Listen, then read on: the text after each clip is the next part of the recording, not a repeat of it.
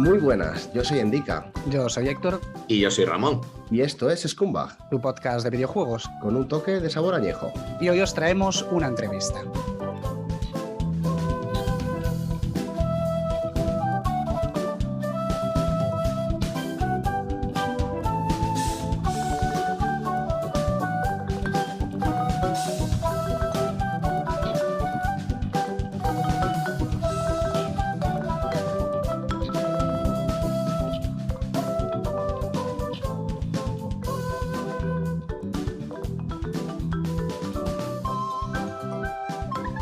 Así es, hoy tenemos una entrevista muy especial y que me hace mucha ilusión hacer porque es un tema que me parece muy interesante, del que se habla muy poco y creo que no podíamos tener a un invitado mejor para hablar de ello. Hablamos de la traducción de videojuegos, un tema que la gente suele dar por hecho, pero que solemos echar en falta cuando no está o cuando no es del todo buena. Y hoy tenemos con nosotros a Ramón Méndez para que nos hable un poquillo de ello. Así que, por favor, Ramón, cuéntales a nuestros oyentes un poquito sobre ti. Bueno, pues en primera instancia estoy con un poco de laringitis, entonces perdón si toso alguna vez, eso de antemano. Y en segunda instancia, pues bueno, yo llevo desde 2003 ya, 19 años que se dice pronto, trabajando en distintos ámbitos de la industria del videojuego. Empecé en prensa especializada, en medios como Medistation, empresa escrita con InGamer, con la primera etapa de la revista Edge en España. Luego trabajé pues con ramas españolas de empresas importantes como Namco Bandai o Nintendo, tanto como traductor como intérprete, y desde 2009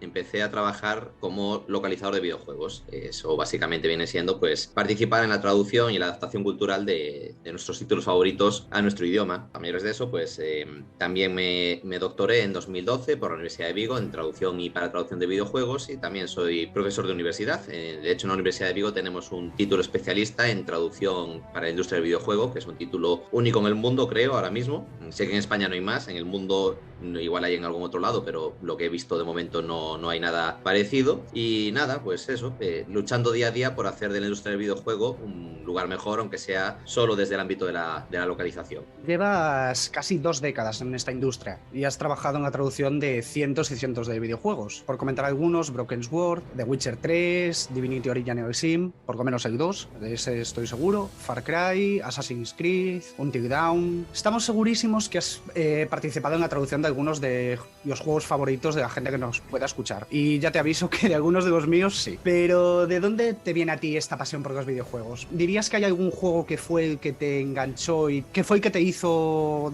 querer dedicarte a esta industria? Lo cierto es que yo juego desde muy pequeño. Cierto es que yo personalmente no tuve consolas hasta los 8 años, lo típico de la comunión, que te regalan tu primera Game Boy con un par de juegos y tal, y hasta ese momento pues jugaba ya, pero lo típico de en casa de familiares, pues yo que sé, mi primo tenía una NES o unas primas que tenían pues incluso consolas anteriores, Commodore, Atari, etcétera, y no sabría decirte exactamente un juego concreto que fuese el que marcó la diferencia. Estuvieron siempre ahí. Yo recuerdo jugar, ya te digo, desde pequeño, fuese Mario, fuese Zelda, fuese Asteroids o Galaga incluso.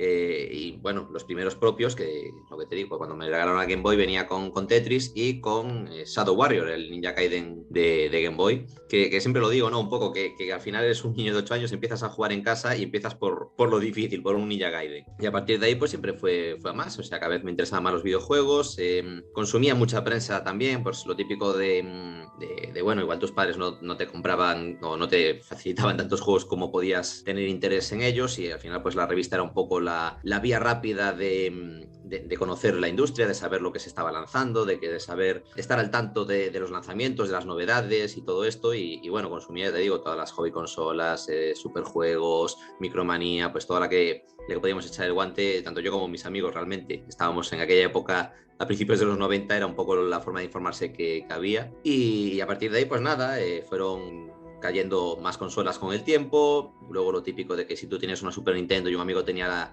una Mega Drive, pues las intercambiabais una temporada pues para disfrutar de los juegos del otro, etcétera, etcétera. Y no sé, yo te digo, creo que fue una relación de amor desde que yo era muy pequeño. Y yo, de hecho, cuando empecé a estudiar, lo que quería era sobre todo desarrollar videojuegos. Me planteaba más el aspecto más técnico, y yo, de hecho, bueno, empecé la carrera de telecomunicaciones, pero bueno, aquella carrera era un poco difícil para mí, no estaba a la altura igual.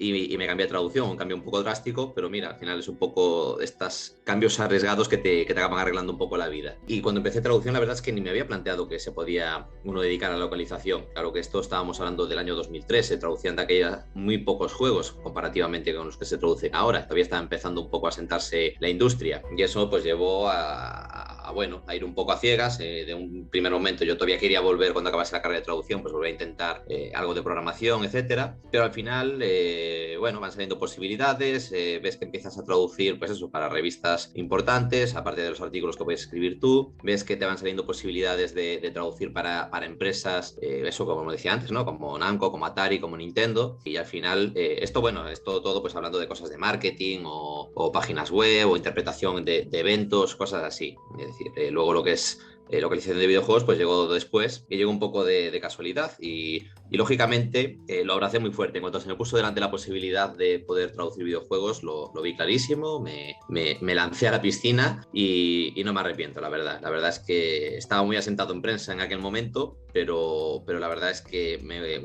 estoy muy a gusto traduciendo videojuegos, y la verdad es que es un auténtico privilegio, pues lo que comentábamos, ¿no? Poder aportar tu granito de arena a que la gente pueda disfrutar de sus juegos favoritos. Seguramente ahora mismo hay muchos oyentes a los que les gustaría meterse en este mundillo de la traducción de videojuegos. Tú que eres un profesional de esto y además eres profesor de localización, ¿qué consejos les darías a todas estas personas interesadas en el sector? A ver, no hay una fórmula mágica, la verdad. Esto es un poco...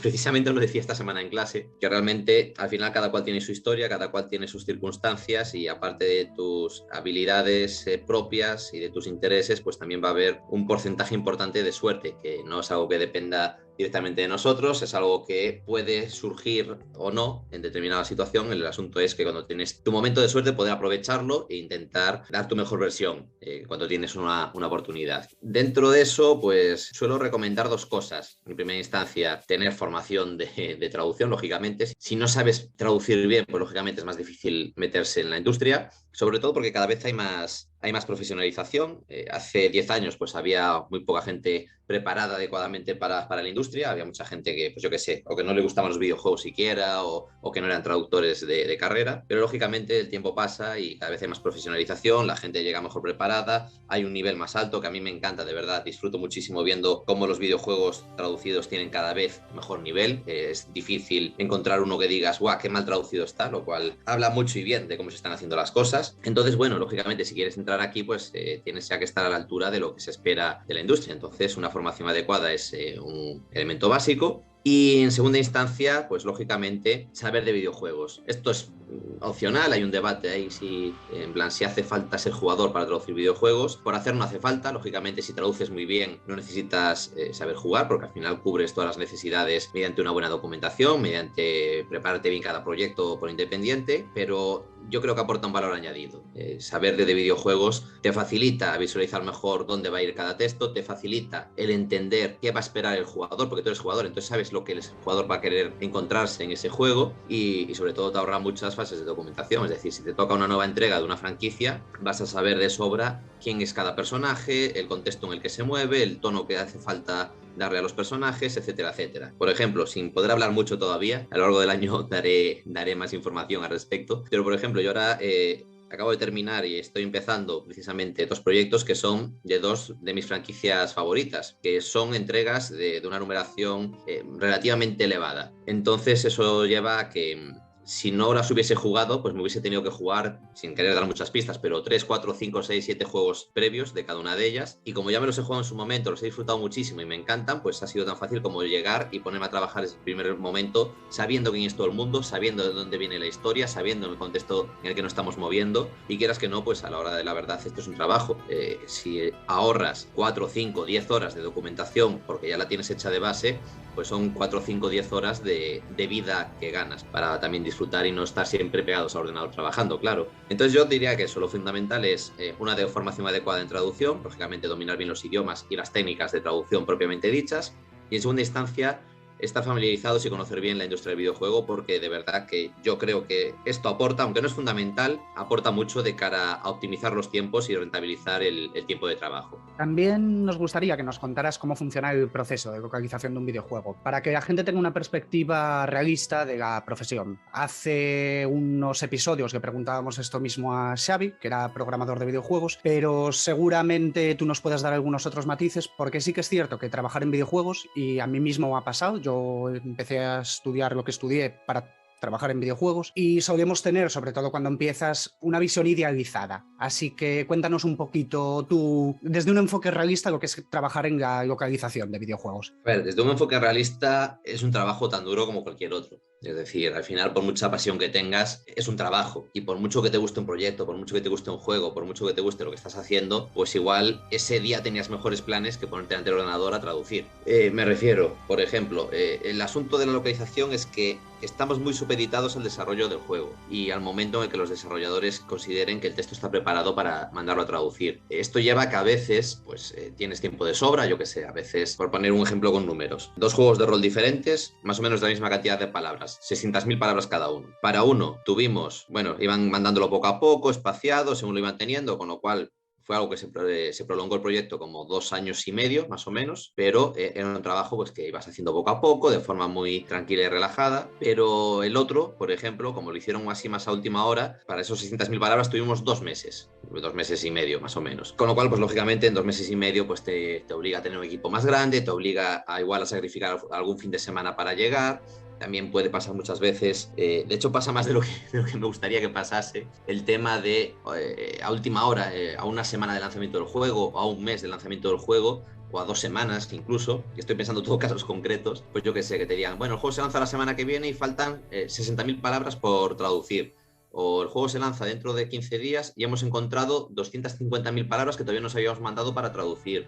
El juego se lanza dentro de un mes y, aunque llevemos medio millón de palabras, todavía faltan 140.000 porque hemos hecho cambios en los textos. Y al final, bueno, es un poco, no voy a decir esclavo, porque tampoco es, realmente no es un trabajo esclavo y es un trabajo muy agradecido en comparación con muchas otras profesiones. Pero sí que tiene ahí esa exigencia de nunca sabes cuándo te van a fastidiar un fin de semana, por así decirlo. Y dentro de eso, pues ya te digo, es saber, con tiempo y experiencia, pues saber amoldarte tú, no tanto amoldarte tú a las necesidades, sino a saber capear mejor los temporales.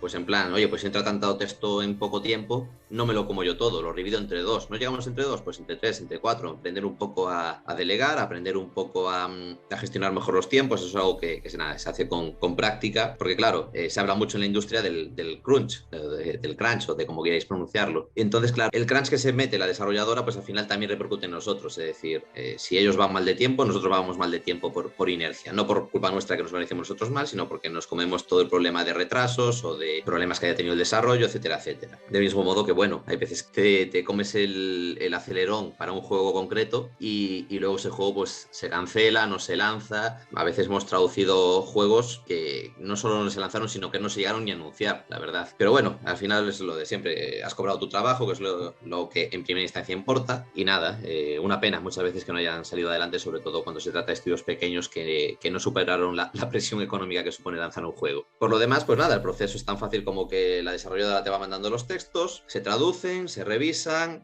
se meten en el juego, se hace un control de calidad, que básicamente es meter los textos en el juego, porque nosotros cuando traducimos aún no tenemos, el juego todavía no existe, todavía no lo han desarrollado, entonces pues muchas veces es texto suelto y nosotros tenemos que imaginarnos el contexto, como quien dice, y luego pues en la fase de control de calidad esos textos nuestros se meten en el juego y se hace una build, una beta, en la que podemos ver cómo funcionan los textos en el contexto, es decir, si pues por ejemplo un texto queda muy largo en el hueco que tiene para aparecer en pantalla, si tiene sentido en el contexto, pues por ejemplo, yo que sé, que tú lo hayas traducido no sé qué ejemplo poner, bueno, que tú hayas traducido un color como blanco, por decir algo, y que luego en el juego veas que no es blanco, que es igual más un blanco roto o un gris, pues lógicamente desde dentro de lo que es el texto podría tener sentido, pero luego ves en el juego que es otra cosa, entonces pues ir puliendo así esas cosillas poco a poco, con el fin de que, bueno, que el juego se haga lo mejor posible. Sobre todo, la mayor complejidad es esa, la exigencia temporal. Todo es siempre para ayer, porque es una de las últimas cosas que se hace en el proceso de desarrollo, la localización, y muchas veces, pues eso, tenemos que ir un poco a la carrera. De hecho, a mí me gustaría muchas veces tener la capacidad o el tiempo para pulir mucho más algunos juegos, que dices, Dios mío, esto si me hubiesen dado un par de días más hubiese funcionado mucho mejor. Al final es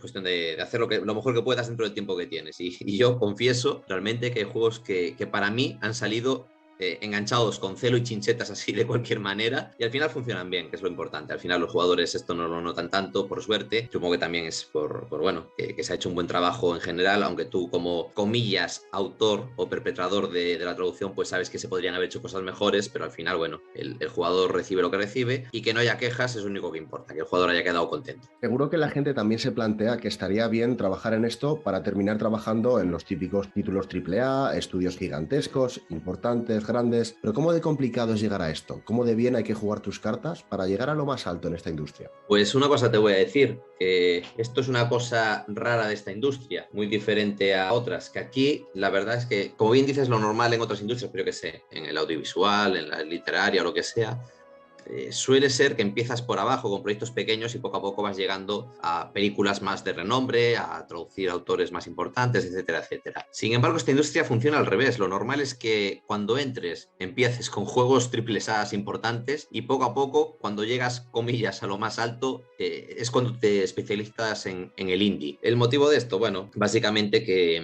los triples A, sobre todo, los tienen agencias grandes de localización, que lógicamente tienen unas condiciones laborales que son, bueno, son las que tienen, las que pueden ofrecer por diversos motivos, y en cambio, pues en los indies al final acabas teniendo más calma. Es decir, trabajar en un AAA es mucha inversión de tiempo, es mucho esfuerzo, es mucho dolor de cabeza, que ojo, esto no estoy diciendo que sean cosas malas, sencillamente pues nada, tiene más complicación lógicamente que traducir en un indie. Ponte tú que un AAA puede tener medio millón de palabras, aunque sea un shooter o un juego de mundo abierto cualquiera, o sea, no hace falta que sea un RPG, que antes tenía un poco la creencia que los juegos de rol eran más cantidad de texto tenían, pero ahora mismo cualquier juego puede tener una cantidad de texto importante, y un indie, pues mira, coges una aventura gráfica, son 40, 60.000 palabras, o coges juego de plataformas, igual tienes eso, 30.000, 40.000 palabras, y son proyectos más pequeñitos que son más llevaderos, son más agradecidos. Por lo general vas a tener mejor tarifa con un juego indie que con un juego AAA, porque con el indie pues, sueles trabajar más directamente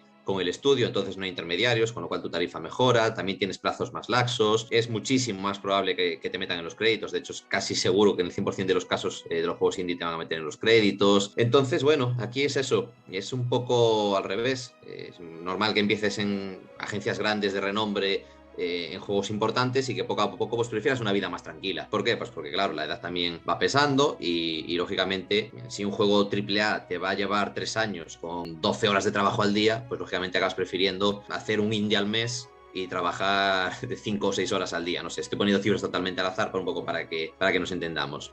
Porque al final, bueno, lo que comentábamos antes, por mucho que te guste los juegos, por mucho que te guste una franquicia en concreto, etcétera, al final lo importante es que esto no deja de ser trabajo. Y a partir de, bueno, según te vas haciendo mayor, pues lógicamente, a partir de una determinada cantidad de texto, pues empiezan a hacer a veces un poco cuesta arriba los proyectos así más gordos. ¿Cómo llegar a vivir bien de la industria? Que para mí es eso, llegar a lo más alto es poder vivir bien de esta industria, y sobre todo eso, ser feliz sin machacarte la salud y sin machacar tu vida social. Nada, sencillamente hacer un buen trabajo. Cada vez que tengas un proyecto, hacerlo lo mejor posible, dar tu mejor versión y conseguir el máximo grado de satisfacción posible entre los jugadores. Que al final el máximo grado de satisfacción posible es un 50,1% de gente contenta. A partir de ahí todo es ganancia, pero lógicamente aquí cada cual tiene sus gustos, sus aficiones, sus puntos de vista, y contentar a todo el mundo es imposibilísimo. Entonces la idea es que le guste, aunque sea a una persona más, que a la gente que no le ha gustado tu traducción. De traducir, ¿cómo de importante es estar familiarizado con aquello en lo que vas a trabajar? Me refiero, por ejemplo, a que cuando trabajaste en Witcher 3 no solo había que guardar coherencia con los juegos anteriores, sino que también existían todas las novelas previas, una cultura que nos es ajena. ¿Cuánta labor de documentación hay que hacer previamente?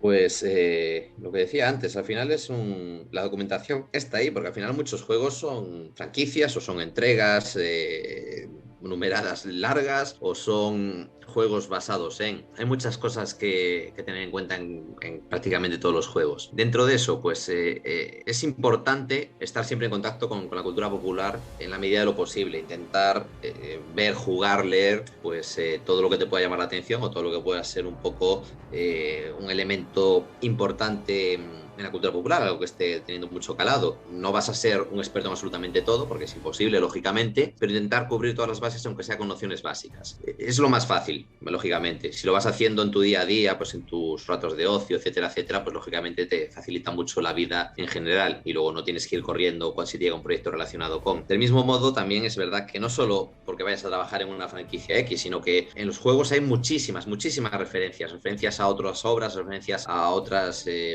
medios, y entonces si conoces esos medios te es más fácil reconocer una referencia. Si en un juego ahora de repente meten citas de Indiana Jones y tú no viste nunca Indiana Jones, no te van a sonar, pero si viste Indiana Jones lo vas a reconocer, las frases más memorables, y se te va a encender la lucecita automáticamente porque ya lo sabes y dices, esto no va a que va a ser una referencia. Y pues mínimo puedes confirmar el dato pues para intentar respetar la traducción en español de esa frase y que la gente, los jugadores españoles puedan reconocer también esa referencia. Si de todas formas si te toca un juego de algo que no sabes absolutamente nada, pues no toca otra que intentar ponerse al día en la medida de lo posible. En el caso de The Witcher, como bien dices, hubo que lógicamente tener en cuenta las novelas, que era algo que en The Witcher 2, que no fue hecho por un equipo diferente, pues no se respetaron tanto las novelas, pues tenían cosas como que, por ejemplo, Jaskier se le llamaba Dandelion, que es el nombre con el que se le conoce en la versión inglesa, que aquí en España pues respetamos el nombre de Jaskier de la versión polaca, y obviamente pues en The Witcher 3 pues se respetó Jaskier, se respetó Sardinilla, se respetaron diversos nombres de las novelas, lógicamente, y eso es importante, es decir, al final, si es algo basado de otro medio, tienes que respetar la terminología de ese otro medio. ¿Por qué? Porque va a haber unos aficionados que van a esperar van a esperar esa terminología específica de la franquicia de la que son aficionados. Y bueno, esto lo hablamos pues aquí dentro de la cultura popular, pero esto pasa también, por ejemplo, en un Flight Simulator. Lógicamente, un Flight Simulator está pensado eminentemente para aspirantes a piloto que puedan querer hacer prácticas o que puedan hacer horas de vuelo en simulador, y lógicamente pues también va a haber que respetar toda la terminología propia del vuelo. O sea, si todos los botones de la cabina del avión pues tienen que tener su terminología, las expresiones, la forma de referirse a, pues yo que sé, aeropuertos, pistas de aterrizaje o lo que sea, pues tiene que ser totalmente fiel a lo que el usuario principal va a esperarse. Entonces eso es imperativo, y eso, la cantidad de documentación que tengas que hacer va a depender, va a estar directamente relacionada con el conocimiento previo que tengas tú ya. Si ya sabes mucho de esa franquicia, ya vas con la base necesaria para empezar a trabajar. Si no, pues te va a tocar pues ponerte al día. Yo que sé, a veces te llega un juego de anime o de manga anime, que no has leído el manga ni has visto el anime todavía, pues igual te toca meterte un par de semanitas de hacerte una maratón de la serie o bajarte el máximo número de tomos posibles para conocer bien la obra, para intentar estar a la altura de eso, de lo que el aficionado se espera. Creo que, bueno, nos pasa a todo el mundo, que cuando nos gusta mucho un ámbito siempre queremos trabajar en él. Si te gusta mucho el cine, pues te encantaría colaborar de la forma que sea en una película, ya seas un figurante o lo que sea. A ti, como jugador de videojuegos, ¿hay algún proyecto que te haya hecho especial, ilusión trabajar en él? Uy, sí, muchos. Mira, hay juegos que me hubiese gustado hacer y que no tengo claro que no voy a hacer. Me jubilaré sin hacerlos. Pues por ejemplo, yo soy muy amante de Silent Hill. No me cuadró nunca en Silent Hill y llevan sin salir Silent Hills casi tanto tiempo como llevo yo traduciendo videojuegos. Entonces es uno que seguramente no haga nunca. Y luego hay juegos pues que son franquicias que fueron importantes para mí en diversos momentos de mi vida y que fue un verdadero honor participar en ellos, o está siendo un sueño surrealista estar participando en ellos. Claro, es que ahora mismo estoy por la cercanía pensando en dos, tres proyectos de este año, que la verdad es que me parece increíble estar trabajando en ellos. Me parece totalmente, me lo dices cuando era, ya no te digo, bueno, adolescente o cuando era más pequeño, incluso me lo dices hace 5 años y te digo que ni de coñas estaría en esta situación, pero ahí están. Entonces, sí, es que al final es lo de siempre. si te gustan los videojuegos o te gustan franquicias concretas, vas a disfrutar muchísimo trabajar en algo relacionado con ellas. Y al final, aunque sea un trabajo, que decíamos antes que al final esto es un trabajo que lo más importante es, lógicamente, ganarse la vida, pero cuanto más disfrutes en tu trabajo, pues mejor que mejor, lógicamente. Y bueno, aunque estoy muy centrado ahora en los que estoy trabajando ahora por motivos evidentes, que bueno, falta un poco para que se sepan algunos. Hay alguno que ni siquiera está anunciado todavía, no sé cuándo lo van a anunciar, pero bueno, así por poner un ejemplo, participé en la quinta entrega de Broken Sword, y yo Broken Sword fue una de mis primeras aventuras gráficas. Recuerdo jugarlo en casa de un amigo, bloquearnos, irnos a recorrer media ciudad en busca de una guía de estrategia que vendían, que bueno, nosotros estábamos jugando en PC, pero como el juego se leía también en PlayStation, pues había, no sé si era de Playmanía, pero había una guía que habían puesto a la venta con varios juegos, y estaba pues recuerdo incluso esa metahistoria, ¿no? Ese metaverso de buscar en el mundo real la guía porque nos habíamos atascado en el juego y luego jugar del tirón toda la tarde. Es decir, juegos a los que le tienes cariño por diversos motivos, y luego pues haber podido participar en la quinta entrega fue increíble en su momento, haber tenido esa oportunidad. Y como esos varios, obviamente The Witcher, como lector de las novelas. Es que yo recuerdo que yo estuve en una Gamescom, en la Gamescom de 2007, cuando The Witcher aún no era nada, y bueno, no era Gamescom, era todavía Games Convention, todavía estaba en Leipzig. Y recuerdo que The Witcher tenía un mini stand pequeñito, o sea, The Witcher CD Projekt, o sea, básicamente solo tenían The Witcher de aquellas. Era un stand pequeñísimo, que de hecho creo que era, si mal no recuerdo, un stand incluso compartido, y nadie estaba prestando la atención a ese pequeño stand. Y allí fui yo, como friki de las novelas, en plan, Dios mío, que van a hacer un juego de The Witcher. Y bueno, y allí estuve con CD Projekt cuando todavía nadie los conocía, y luego volví todos los años. El año siguiente pues tenían ya un stand más grande con la Enhanced Edition, y así poco a poco. Y entonces, bueno, pues también fue una franquicia que vi crecer, como quien dice. Leía las novelas cuando nadie las conocía todavía, a principios de... Ya se fueron lanzando en España realmente, allá a principios de este siglo, por recomendación de un amigo, de hecho, que si no llegase por este amigo seguramente no hubiese llegado a conocerlas. Y bueno, como la vi crecer también la franquicia desde cero, pues me hizo especial ilusión participar en ese proyecto, por ejemplo. Y como esos muchos, al final todos los proyectos tienen su historia, e incluso un proyecto pequeño que haces un poco sin saber nada del proyecto, ya pues te metes porque te parece interesante o lo que sea, y al final fueron juegos de los que me enamoré, y que el proceso de desarrollo de traducción tuvieron muchas anécdotas, y que al final le acabas cogiendo cariño. Al final todos los juegos le coges cariño, y todos son importantes, porque al final le inviertes en mucho tiempo, le pones mucha ilusión, esperando hacer lo mejor posible para el juego y para el aficionado, y todos acaban teniendo un pedacito de tu corazón. Supongo que todo esto también tiene un conflicto, y es que habrá juegos que te hayan hecho pensar, me encanta traducir este juego y no quiero spoilearme este juego. ¿Se te viene alguno a la cabeza que te haya pasado esto? No, la verdad es que no, porque, a ver, alguien tiene que hacerlo, es decir, es parte del juego, el final realmente. Y si todos queremos no spoilearnos, al final nadie hace un final del juego y queda siempre en el aire. Entonces, nada, es parte del proceso. Si ya lo traduces tú todo el juego, pues por lo que sea, es un juego pequeño, puedes hacerlo solo una persona, pues ya haces realmente todo el camino. Te recorres todo el juego, ves todo hasta llegar al final igualmente. Y si solo te toca traducir el final, pues bueno, realmente tienes el final sin saber cómo empieza. Entonces, no sé, al final es eso. Sencillamente hay que hacerlo, y pueden darse mil circunstancias por las que tampoco vas a ver todo el juego siempre. Si lo ves todo, pues oye, te haces una idea previa de cómo... te imaginas cómo puedes llegar a ese final, y si no, pues bueno, vas a tener juegos suficientes como para querer ver el viaje entero. También te digo que generalmente... La imagen que muchas veces te montas en tu cabeza de cómo va a ser el juego, a veces es mejor que el juego final, la verdad.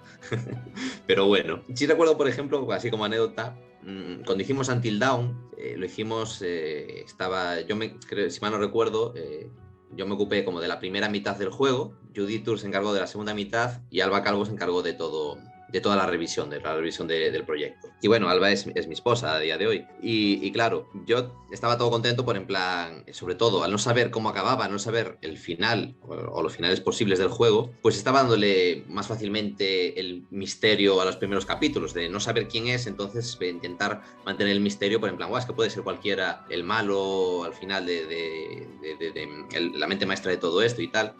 Y recuerdo que estábamos hablando un día distendidamente de otras cosas, y me dice Alba, sí, bueno, esto es como Until Dawn, que al final pasa tal. Y al final me lo spoileó ella, lo que no me spoileé yo en la traducción, pues al final me lo spoileó ella sin querer, pues nada, sencillamente de conocerse todo el juego. Y al final, bueno, esto son cosas inevitables. Insisto, alguien tiene que hacerlo, y lógicamente puede ser necesario que, aunque estés dentro del proyecto evitando el final, pues que sea importante que lo conozcas por algo o que surja en una conversación por algún motivo. Entonces es algo inevitable con lo que hay que convivir realmente. También te digo que puede ser muy útil en los juegos que tienen varios finales para no tener que jugarte el juego 5 veces para ver 5 finales. Directamente ya sabes, tú luego juegas, llegas a uno, al que llegas, y ya sabes cómo son los otros 4 porque también lo tradujiste, hombre, también tiene sus ventajas.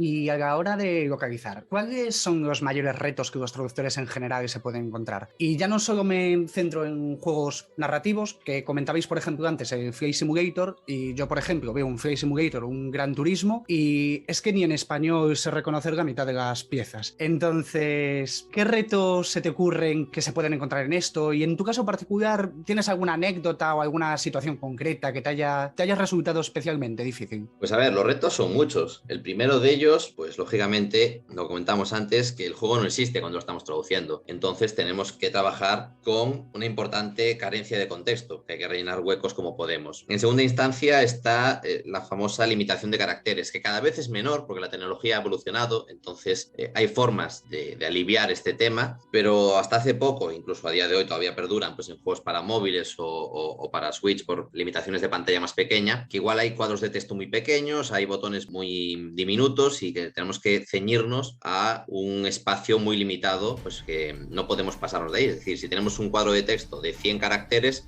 no podemos tener 110 porque no caben. Igual eso lleva a reformular frases, a tener que resumir, etcétera, etcétera. Y luego está, lógicamente, pues todo lo que implica los referentes culturales, como decíamos, saber reconocer los referentes culturales y traducirlos adecuadamente, los juegos de palabras, los chistes, la terminología específica más compleja, etcétera, etcétera. Hay bastantes cosillas a tener en cuenta. Anécdotas, pues muchas, la verdad. Al final todos los juegos tienen alguna peculiaridad. Por ejemplo, pues siguiendo la línea de Flight Simulator, una anécdota que cuento mucho porque realmente creo que fue de lo más raro que hice, es que traduciendo un simulador de coches, que puedo decirlo, pero bueno, por no señalar tampoco demasiado, pues traduciendo un simulador de coches, resulta que este simulador de coches tenía definiciones, descripciones detalladas de cada uno de los amortiguadores de cada una de las 4 ruedas del vehículo. Que esto es una cosa que en la vida yo me había planteado como usuario de coche, que cada amortiguador era diferente, que hacían cosas distintas dentro de lo que es el eje del coche. Entonces, claro, lo estaba yo leyendo las descripciones de los amortiguadores y no terminaba de ver claro algunos términos. Y buscaba en internet, me salían algunas cosas, le preguntaba a amigos, pues le pregunté a un ingeniero aeronáutico, a un amante de los simuladores de coches, a otro ingeniero ¿cómo se llama?, industriales, y al final cada uno me contaba pues más o menos lo mismo, pero no se terminan de poner de acuerdo en la terminología, cada uno me decía prácticamente un término diferente. Y al final lo que acabé haciendo fue a un taller que tenía aquí debajo de casa, que ahora ya cerró, pues me bajé y les expliqué un poco la situación y les pedí, mira, ¿me puedes enseñar un amortiguador? Enséñame cómo funciona. Y me estuve allí con el buen hombre que tuvo la paciencia de aguantarme un rato, y me estuvo explicando pues qué partes tenía el amortiguador, y lo vi así de primera mano, y creas que no, pues al final haberlo visto de primera mano me permitió definirlo mejor luego en el juego. Y por ejemplo, pues con juegos de palabras y chistes, o sea, recuerdo una vez con un juego totalmente humorístico, que eran todos chistes, que salió uno tan difícil que me giré, me puse a mirar por la ventana y estuve una hora mirando al vacío mientras pensaba cómo resolver ese chiste. Y estas cosas, pues bueno, son cosas que pasan. O recuerdo también otra con lo de la limitación de caracteres. Recuerdo una vez, se me pasaba la frase por un carácter, solo me sobraba una letra, y estuve mucho tiempo intentando buscar sinónimos, forma de darle vueltas. Al final era una frasecita muy corta, no recuerdo, igual eran 20, 30 caracteres el límite que tenía, y entonces iba ya muy justita, entonces no encontraba forma de resolver aquello, pero me pasé un buen rato toda la tarde, y al final me di cuenta de que tenía un doble espacio, es decir, me bastó con quitar el doble espacio y la frase valía. O sea, estoy perdiendo el tiempo pues por no haberme fijado en que había un doble espacio. Y cosillas como esas, pues bueno, acaban pasando más o menos en todos los juegos.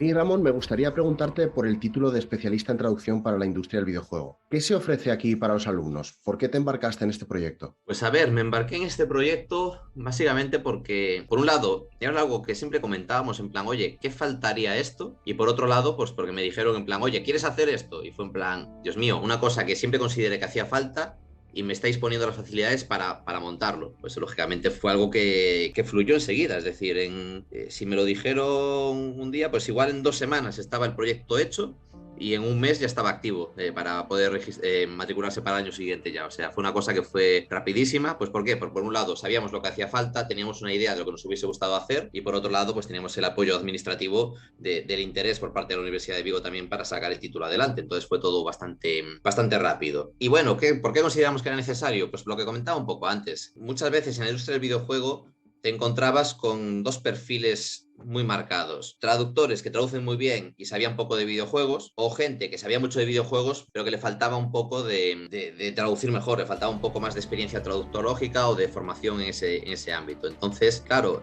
no había formación especializada en la creación de videojuegos. Lo que había pues podía ser asignaturas de máster sueltas, o incluso que formasen parte de un fragmento del temario de una asignatura mayor, pues yo que sé, informática, y tiene 15 horas de localización de videojuegos, o traducción audiovisual y metemos 4, 5, 6 horas de traducción de videojuegos ahí. Y al final, pues bueno, es que no basta solo con eso. La traducción de videojuegos tiene muchas cosas, como hemos ido comentando, hay muchas cosas que tener en cuenta. Vas a tener textos in-game, vas a tener subtitulado, vas a tener doblaje, vas a tener traducción literaria, pues para todos estos libros, documentos, etcétera, que recoges, que al final son textos prácticamente como muchas veces como coger un libro o un relato corto. Vas a tener traducción de marketing, pues para todas las notas de prensa, páginas web. O sea, hay muchas cosas que tener en cuenta. Y entonces en el título propio que hemos montado, que bueno, lo montamos ya hace 4 años, estamos ahora con la 4ª edición y ya preparándolo, empezando a preparar las cosas para la 5ª el año que viene, pues lo que hicimos fue intentar cubrir un poco todas las bases. Tenemos una formación de 200 horas en la que hay, pues lógicamente, cosas teóricas, pero también muchísimas cosas prácticas. O sea, insistimos mucho en que el alumnado trabaje en clase, que trabaje con textos reales, que se encuentre dificultades reales del mercado profesional, que claro, como el tiempo también es limitado, pues muchas veces vamos ya directamente a las cosas más difíciles que se puedan encontrar, y a veces pues se van un poco, no, bueno, o sea, nos preparamos un poco para lo peor de los casos, y a veces pues eso, se frustran un poco, pero da gusto ver cómo van creciendo a lo largo del curso. Es decir, de cómo empiezan el curso con unas expectativas y con un nivel, a cómo lo acaban muy preparados. Es decir, es que al estar con ellos cercanamente, porque es un curso muy cercano, no es rollo, ¿cómo te diría yo? Pues como un curso online que mandas unos PDFs y ya está. O sea, esto es presencial, estamos en clase todos, nos preocupamos de conocer al alumnado, porque al final todos somos personas y al final es importante saber qué hace bien y qué hace mal cada persona, en qué falla cada uno, porque no todos fallamos en lo mismo, lógicamente. Entonces nos preocupamos de conocer al alumnado, nos preocupamos de trabajar en clase, nos preocupamos de ver en el día a día cómo van funcionando con estas prácticas diversas, intentando cubrir todas las bases de lo que se va a encontrar en la industria del videojuego. Y de verdad que yo de momento estoy muy orgulloso de las 4 promociones que llevamos. Las 3 que ya terminaron, lógicamente, no solo han mejorado un montón desde el principio hasta el final del curso, sino que mucha gente ha encontrado trabajo en la industria del videojuego en tiempos récord, que ya lo hubiese querido yo esa velocidad en mis tiempos. De hecho, creo que en la primera promoción, como el 80% de la promoción a día de hoy, está trabajando ya en diversos aspectos o diversas formas. Hay gente que se fue interna, hay gente que está en otros de calidad, hay gente que está traduciendo, hay gente que está revisando, hay diversas variables, pero como el 80% han tenido o están teniendo trabajo en la industria del videojuego, lo cual me parece una cifra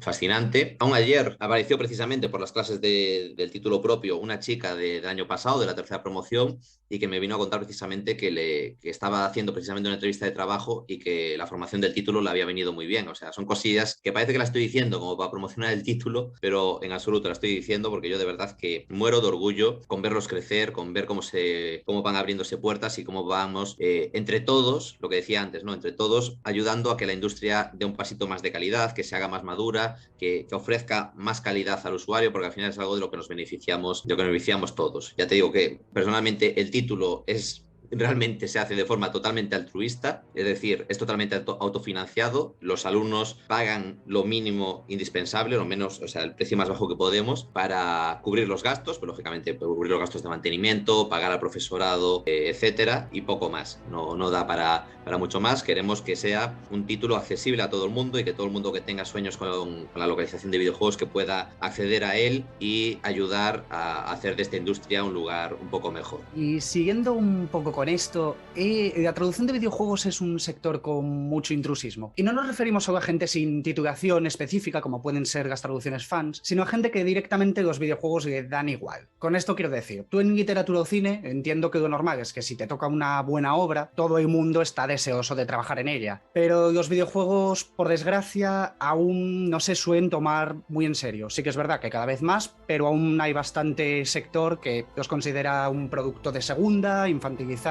¿Dirías que esto se traduce en peores localizaciones? No, yo de hecho estoy muy a favor del intrusismo porque al final yo personalmente soy de la gente que opina que da igual de dónde vengas mientras hagas un buen trabajo. Es decir, hay periodistas, por ejemplo, de prensa especializada del videojuego que son buenísimos, que escriben como Los Ángeles, que los lees y eso es como maná divino hecho texto y que realmente no tienen formación de periodistas. Sería intrusismo, pero al final están haciendo un buen trabajo dentro del ámbito que es. En nuestro caso, pues por ejemplo, Josué Monchan no tiene formación de traductor, pero traduce de maravilla, o sea, es uno de los mejores traductores de España fácilmente, que él no lo prioriza, él solo hace traducciones pues cuando le va cuadrando que tiene un hueco, cuando le apetece, él lógicamente ante todo es guionista de videojuegos, pero hace una magia con los textos que realmente es bastante gloria, o sea, ver trabajar a Josué es realmente muy interesante. Yo aprendí muchísimo a su lado muchas veces. Y bueno, se me viene a la cabeza gente que también traduce muy bien, que trabaja muy bien, que conoce mucho de videojuegos y que tampoco tiene formación universitaria siquiera. Entonces, el intrusismo, pues a mí me parece bien siempre y cuando hagas un buen trabajo. Lo importante es hacer un buen trabajo. ¿Qué pasa? Que lógicamente, si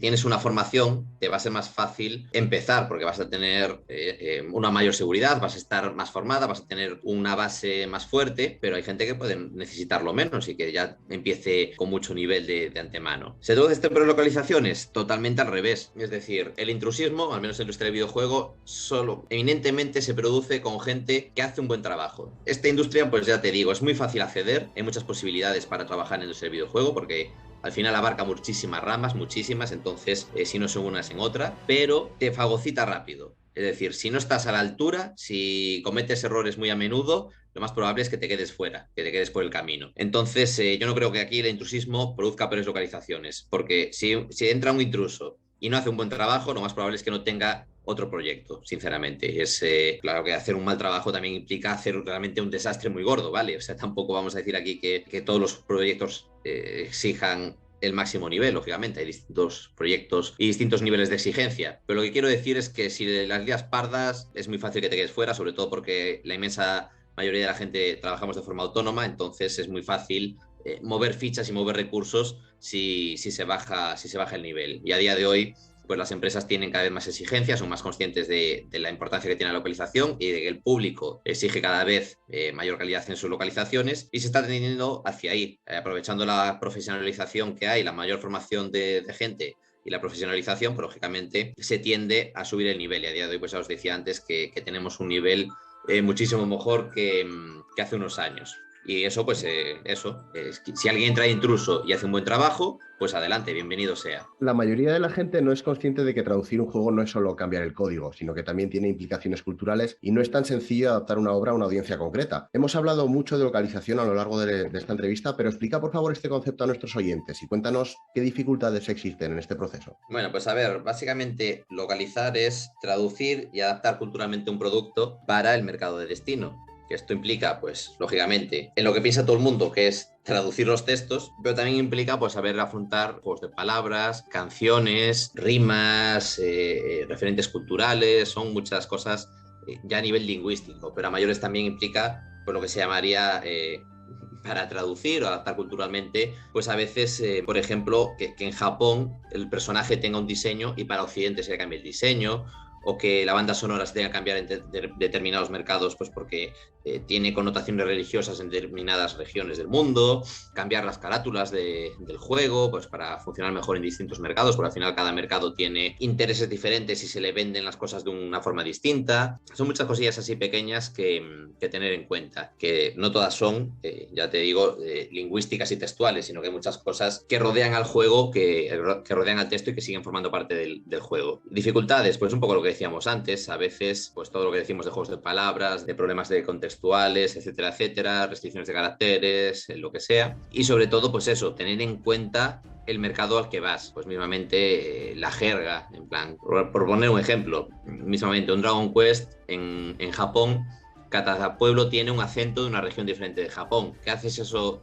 con eso, trasladarlo a Occidente? Pues te va a llevar a plantearte cosas, o lo pierdes, lo eliminas todo y pierdes la gracia de que cada región tenga un acento diferente, o intentas darle variantes regionales de tu país o buscar alternativas que puedan funcionar mejor o peor. Al final son todo apuestas. Tú haces tu apuesta de lo que crees que va a ser lo mejor para el juego con la esperanza de que le guste al máximo de usuarios posible, porque luego cada cual va a tener sus preferencias y habrá a quien le guste más, a quien le guste menos, etcétera, etcétera. Mucha gente seguramente recuerde todas esas traducciones de series como Los Simpson o El Príncipe de Bel-Air, donde la adaptación al español era un poco libre. Que bueno, yo en Los Simpson estoy completamente convencido de que si han resultado lo que han resultado para el público español fue gracias a la traducción y al doblaje que se hizo. De hecho, creo que en Estados Unidos no son tan de culto como aquí. En videojuegos, cuéntanos cómo afrontáis cuando algo se sale mucho del contexto del público español. Y tú en lo personal, ¿eres más de mantener la traducción lo más fiel a la original posible o prefieres adaptarla si crees que el público va a entender mejor una broma o una referencia? Esto es un tema complicado. El problema de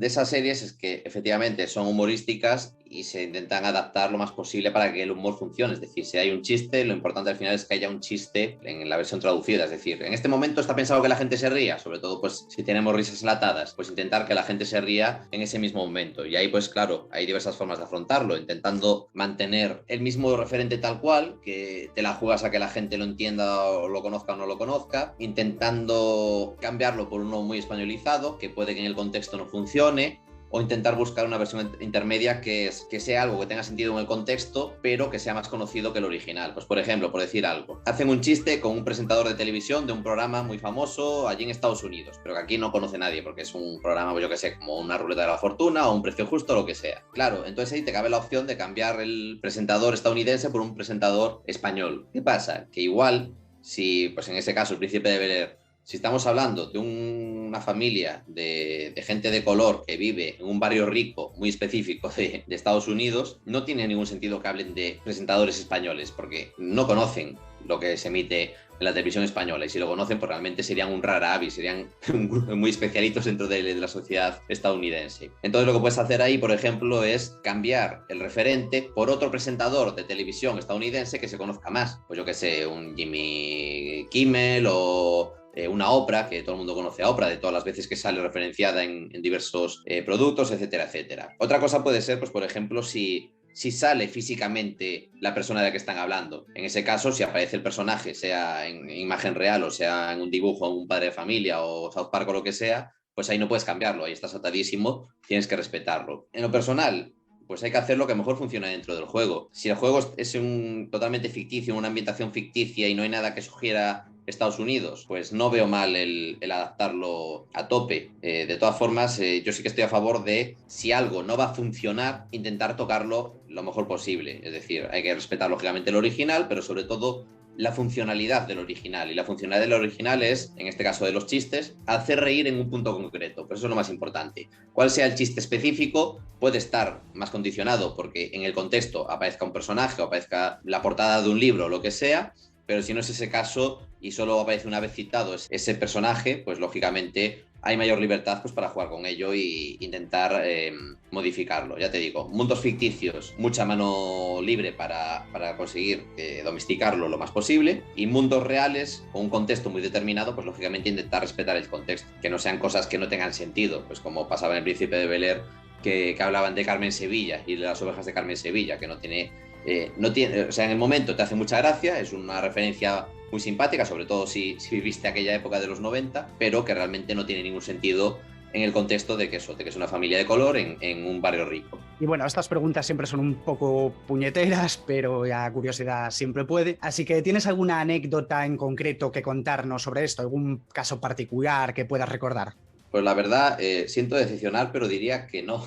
A ver, es que al final lo que te digo, todos los juegos tienen sus dificultades y sus problemáticas. Y al final tú haces tu apuesta, haces una apuesta en la que tú intentas hacer lo que mejor crees que va a quedar en ese momento y hay gente a la que le va a gustar y gente a la que no le va a gustar. Por ejemplo, Child of Light, que no es mío, realmente no es mío, pero bueno, siempre es un ejemplo que me hace mucha gracia. Child of Light es un juego que está totalmente rimado. Todos los diálogos del juego son rimas, todos los documentos que recoges están rimados, son sonetos. Claro, la traductora pues hizo sus apuestas de rima para que funcionase lo mejor posible. Y hay gente a la que le encanta cómo quedó y hay gente a la que no le gusta nada cómo quedó porque creen que se podría hacer mejor, porque creen que le queda mejor otra cosa al juego, etcétera, etcétera. Entonces eso es una apuesta constante en la que a veces aciertas y a veces fallas. Un caso concreto que me haya pasado a mí, la verdad, no lo recuerdo. Sí que me pasa muchas veces que a la gente, si le hace gracia un chiste y ve que estoy en los créditos, me viene a Twitter a compartir la pantalla en plan, guau, este chistaco me ha encantado, tal y cual.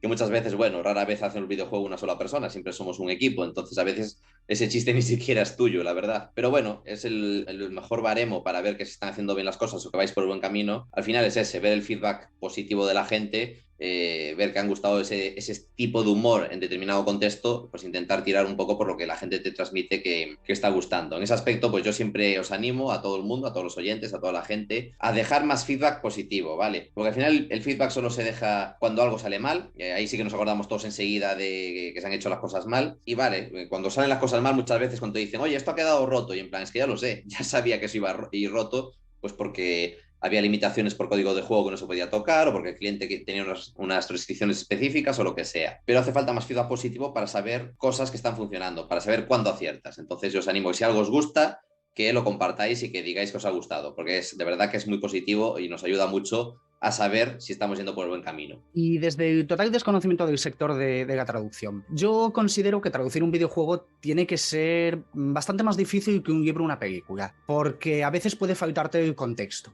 cosa que en un libro y una película en principio no debería pasar.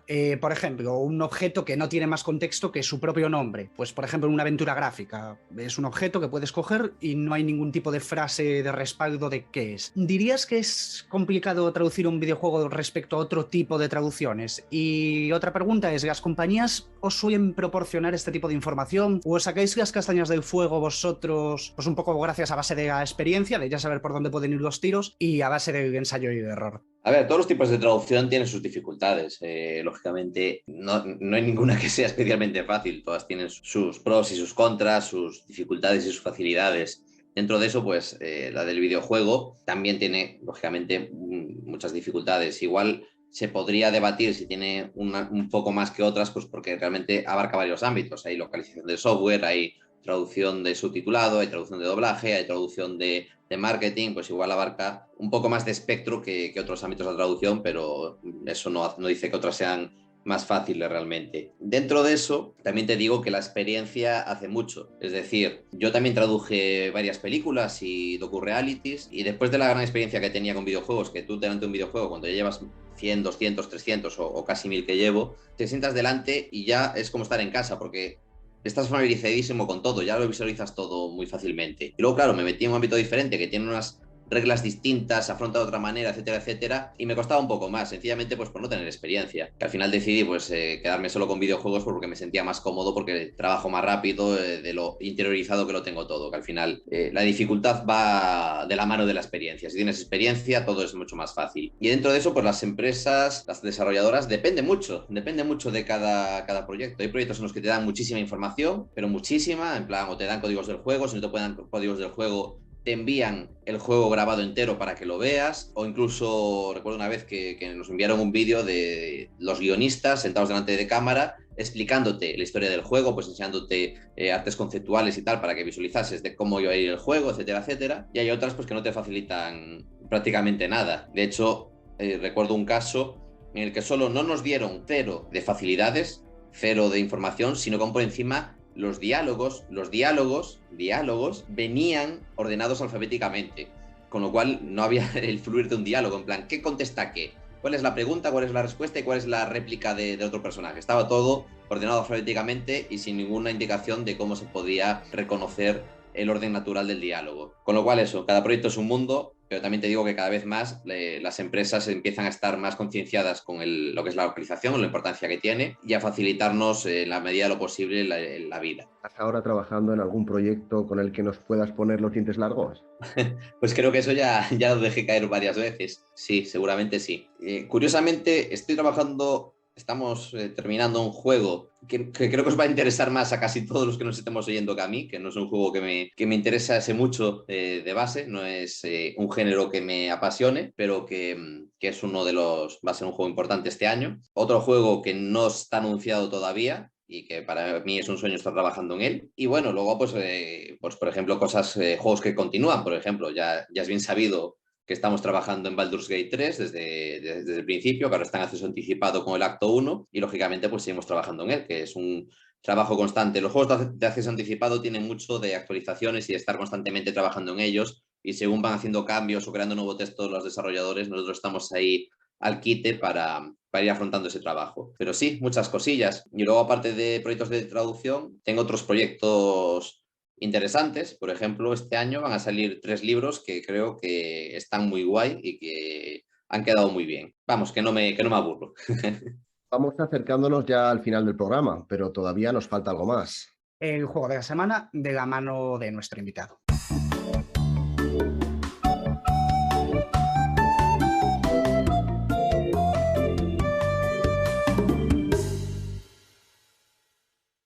Bueno, pues para intentar ser parcial voy a elegir un juego en el que no es mío, no he participado yo, pero que es un juegazo que me ha encantado, que es Tales of Arise, el juego de Namco Bandai, de una franquicia que de por sí me gusta mucho, soy muy amante de varias de las entregas de la franquicia y esta me ha dejado muy buen sabor de boca, de que además venía de varias entregas que igual no me habían gustado tanto como otras más antiguas y me ha sorprendido muy gratamente. Tienen personajes muy interesantes, una trama que es un poco lo que conocemos todos, nada especialmente innovador, pero que te mantiene en tensión o te gusta ver lo que está pasando en pantalla. Es precioso a nivel visual y que tiene un sistema de combate muy divertido, la verdad. O sea, esos combates contra jefes ahí bastante épicos, control directo sobre los personajes a pesar de ser un juego de rol y con poder hacer cambios, ataques especiales, la verdad es que está muy bien.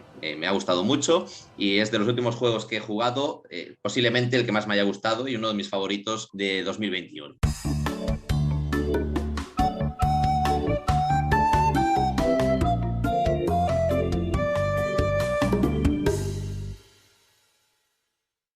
Pues con esto llegamos al final.